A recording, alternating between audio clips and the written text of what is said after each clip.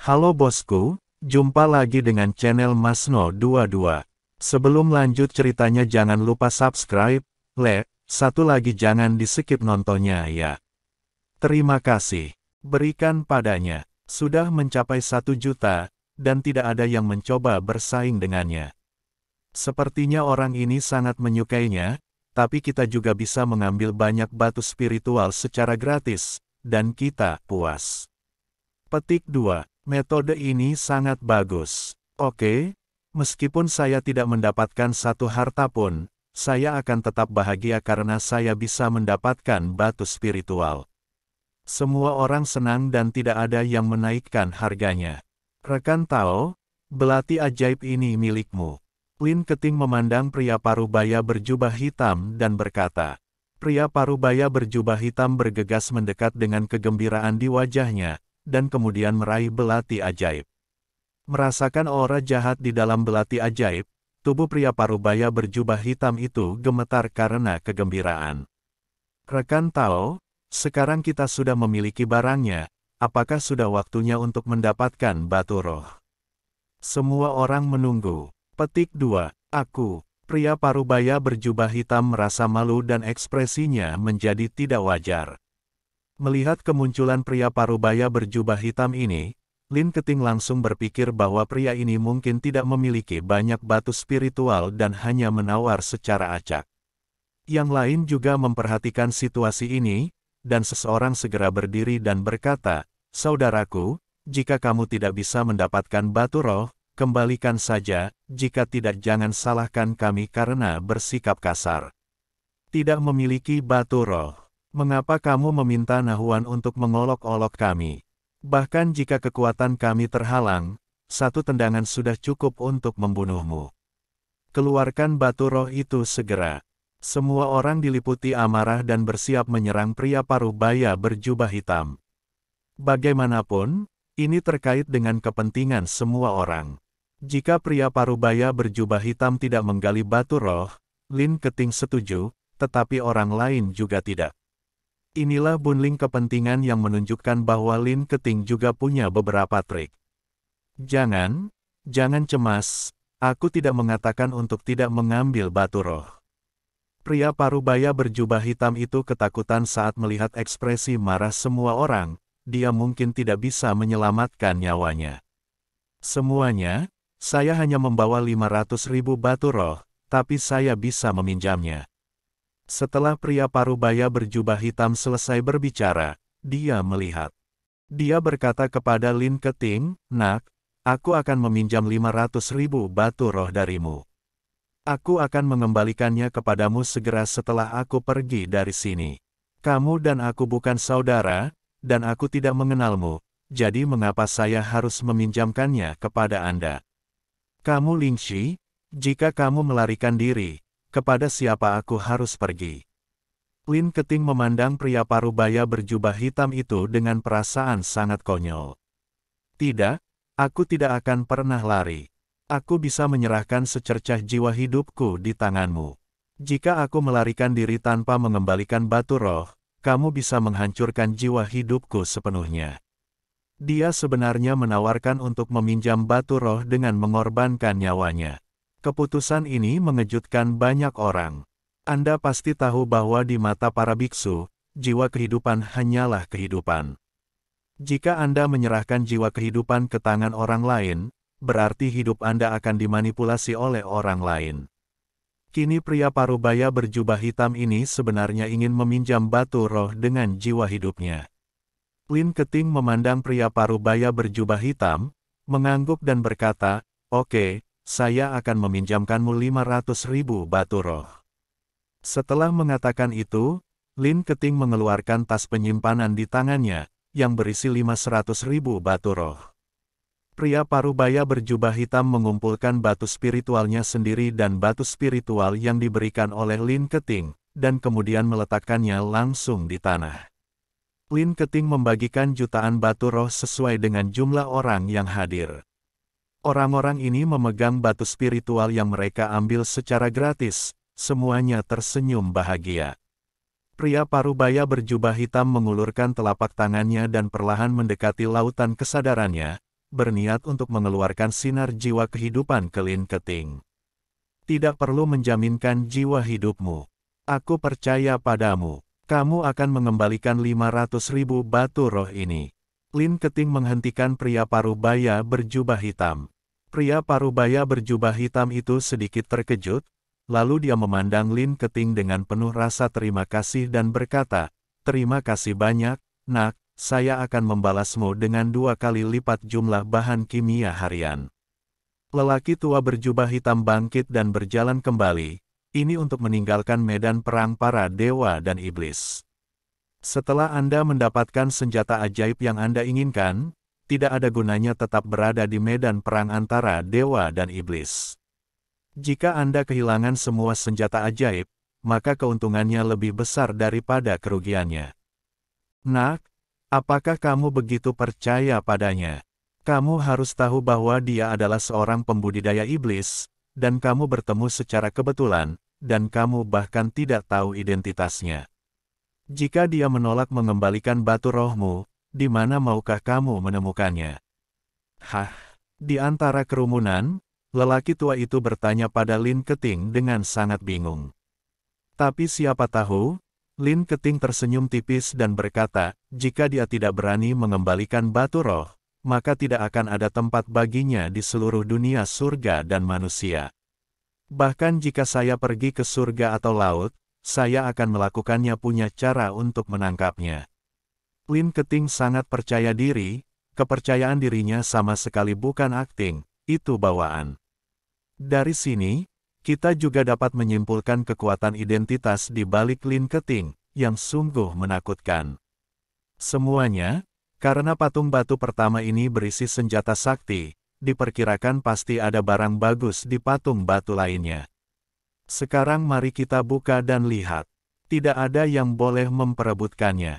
Aturannya tetap sama. Lin Keting berkata kepada semua orang. Semua orang mengangguk, siapa yang berani memperjuangkannya. Penatua buta di sebelah kanan memegang pedang dan mengawasi dengan penuh semangat.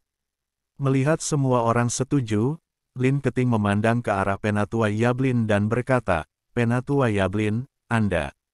"Saya akan melakukannya kali ini." Chen Ping tidak menunggu Lin Keting selesai berbicara, dan berdiri langsung. Dia juga ingin menguji kekuatan pedangnya untuk melihat apakah dia bisa membelah patung batu di depannya. Lin Keting mengangguk, lalu melambaikan tangannya untuk meminta tetua buta itu mundur.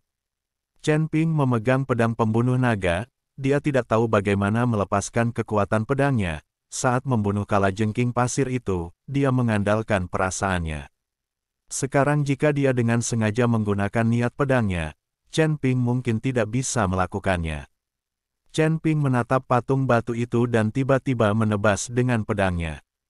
Potong. Mengikuti raungan Chen Ping, pedang pembunuh naga menghantam patung batu itu dengan keras. Kepala patung batu tersebut langsung dipotong-potong, namun tidak terjadi kerusakan pada badan patung batu tersebut. Baru saja Chen Ping menggunakan brute force. Dengan seluruh kekuatannya, dia langsung menebas patung batu itu. Dia tidak menunjukkan niat pedangnya, namun mampu membelah kepala patung batu menjadi beberapa bagian hanya dengan kekuatan kasar sangatlah mengesankan. "Nak, kamu tidak bisa menggunakan niat pedangmu." Setelah melihat ini, tetua Butayu bertanya dengan sedikit sinis. Chen Ping tidak berbicara, tapi sekali lagi menggunakan pedang pembunuh naga untuk menebas patung batu itu. Dentang, dentang, dentang. Chen Ping menebas dengan pedangnya beberapa kali berturut-turut. Meskipun patung batu itu akhirnya hancur berkeping-keping, itu bukan karena kemauan pedangnya Chen Ping dengan kekerasan. Jika pedang pembunuh naga bukanlah senjata ajaib, menghancurkan patung batu dengan cara ini mungkin akan merusak pedang di tangannya. Patung batu itu rusak, dan di dalamnya ada kapak perang, bersinar dengan cahaya dingin. Lin Keting menggunakan metode yang sama untuk menjual kapak perang. Tentu saja, semua orang akan berbagi batu roh secara merata. Chen Ping sedang memegang pedang pembunuh naga, dan suasana hatinya tidak pernah terlalu tinggi. Dia tidak mengerti mengapa dia tiba-tiba tidak bisa menggunakan niat pedang itu.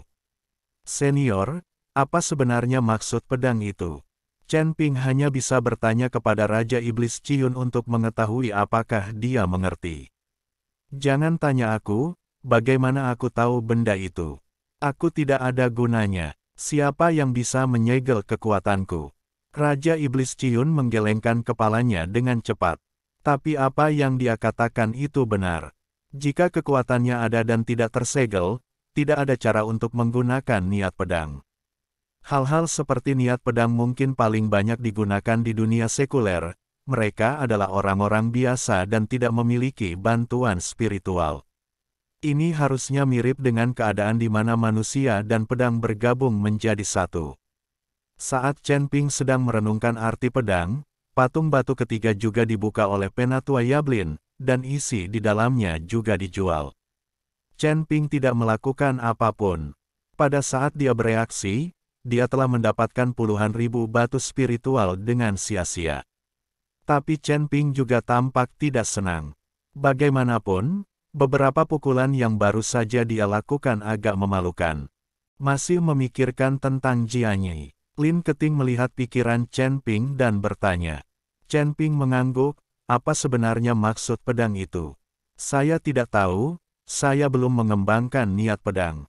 Penatua buta di sebelah kanan tersenyum dan berkata, Nak, maksud pedang hanya dapat dipahami tetapi tidak dapat diungkapkan dengan kata-kata. Saya akan memotong pedang untuk Anda lagi untuk melihat apakah Anda dapat memahami misterinya. Itu urusan Anda sendiri, kata tetua buta kanan, sambil mengangkat pedang panjang di tangannya untuk menyerang. Namun sebelum dia dapat mengambil tindakan, pedang di tangan Elder Yu mulai bergetar hebat, menyebabkan ekspresi Elder Yu berubah drastis. Elder Yu Blind, ada apa? Lin Keting bertanya dengan cepat. Nona, si buta Zuo pasti berada dalam bahaya di luar, kata tetua buta Yu. Bahaya, Lin Keting sedikit mengernyit, apakah dia mendapat masalah lagi? Segera keluar dan lihat dan coba hentikan dia agar dia tidak mendapat masalah. Anda buta bertanya, jangan khawatir, dia masih di sini, dan aku masih memiliki barang penyelamat di tanganku. Semuanya akan baik-baik saja. Lin Keting menunjuk ke arah Chen Ping dan berkata. Penatua Yu Blind melirik ke arah Chen Ping, dan kemudian berkata, Nak, lindungi wanita tertua kami. Jika wanita tertua kami melakukan kesalahan, tidak akan ada tempat bagi Anda di seluruh dunia surga dan manusia. Kamu buta dengan cepat berkata. Dia berlari menuju pintu masuk medan perang para dewa dan iblis. Chen Ping, sebaliknya, tidak bisa berkata-kata. Siapa yang dia provokasi? Melihat Chen Ping seperti itu, Lin Keting tersenyum tipis dan berkata, jangan khawatir, dia hanya membuatmu takut. Tidak akan terjadi apa-apa. Bahkan jika sesuatu terjadi padaku, itu tidak ada hubungannya denganmu. Aku di sini, tidak ada di antara kalian yang mau. Sesuatu akan terjadi. Chen Ping menepuk dadanya dan mulai membual. Ketika semua orang mendengar kata-kata Chen Ping, mereka semua menyatakan niat mereka untuk mengikutinya bersama-sama. Mereka semua melihat pecahan patung batu yang baru saja dihancurkan Chen Ping dengan pedangnya. Tanpa kekuatan spiritual, Chen Ping akan tetap seperti ini. Dengan kekuatan fisiknya yang kuat, jika ada bahaya, Chen Ping masih bisa menghentikannya.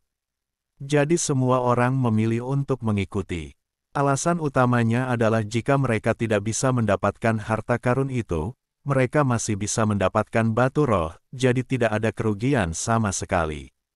Lin Keting tidak menolak siapapun yang datang, dan kemudian memimpin semua orang di jalan. Titik. Di luar medan perang para dewa dan iblis. Penatua Zuo Blind mengikuti Tianxia dan Tianluo dan berjuang keras. Ada beberapa biksu pengguna pedang, 4 di antaranya terluka parah dan jatuh ke tanah tanpa mengetahui apakah akan hidup atau mati. Penatua Zuo Blind juga menjadi marah, dan pedang panjang di tangannya terus menyerang seperti guntur. Namun dengan kerja sama Tianxia dan Tianluo, Penatua Zuo Blind masih dirugikan. Darah mulai mengalir keluar dari lengan kirinya. Penatua Zuo yang buta terluka. Sialan, aku tidak tahu apakah orang buta di sebelah kanan telah menerima pesanku dan ada di sini untuk membantu. Kurasa aku akan melarikan diri, kalau tidak aku akan benar-benar mati di tangan dua bajingan kecil ini. Dari orang buta di sebelah kiri berdoa dalam hatinya. Tunggu, saya harap Penatua Yu Blind menerima pesannya. Meskipun dia berpikir demikian di dalam hatinya, tidak ada rasa takut di wajah Penatua Zuo Blind, dan dia masih berteriak dengan kasar. Hatiku penakut, tapi dalam hal momentum, aku tidak bisa penakut. Orang tua, mulutmu sangat keras. Mari kita robek mulutmu nanti dan lihat bagaimana kamu terus berteriak dan mengutuk. Tian Luo sudah sangat marah sampai mati. Perkelahian adalah perkelahian. Setelah bertarung dalam waktu yang lama, 8 generasi nenek moyang saya dimarahi oleh Penatua Zuo Blind. Bajingan kecil, kamu masih ingin mencabik-cabik mulut kakek, tetapi kamu bahkan tidak tahu betapa berbudi luhurnya kamu. Aku memarahi nenek moyangmu selama 8 generasi karena nenek moyangmu telah mengumpulkan kebajikan. Apakah kamu pikir aku memarahi semua orang? Zuo Blind memegang pedang dan melayang di udara, dia mencibir pada Tian Luo. Persetan denganmu. Tian Luo hampir menjadi gila, dia langsung memegang pedang dan menyerang Penatua Zuo Blind dengan ganas.